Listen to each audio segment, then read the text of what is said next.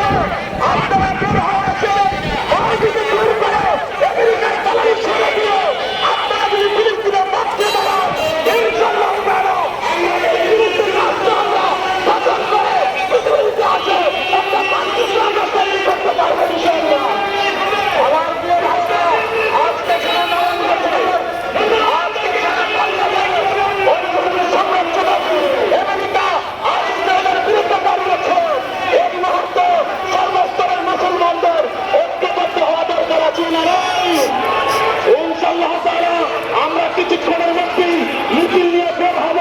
আমাদের বিভিন্ন জায়গা থেকে আমাদের ভাইয়েরা ঝাঁকে ঝাঁকে আসতেছে, বিভিন্ন মসজিদ থেকে এসেছে। আজকে নারায়ণগঞ্জের শহর আজকে মিছিলের শহরে পরিণত হয়েছে। আজকে নারায়ণগঞ্জের লোকেরা আজকে ইসরায়েলের বিরুদ্ধে অবস্থান নিয়েছে। আমাদের রাস্তায় এই যুদ্ধে আজকে আমরা অবস্থান নিয়েছি। এটাই আমাদের জন্য যুদ্ধ। আমরা ফিলিস্তিন যেতে পারি না।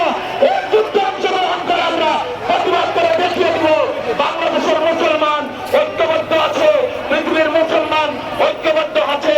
আমরা ঐক্যবদ্ধভাবে তাদেরকে মোকাবেলা করে পৃথিবীর ইতিহাসে নতুন মানচিত্র আমরা গঠন করবো ইনশাআল্লাহ। আমরা ইসরায়েলের পণ্য বয়কট করতে রাজি আছি তো?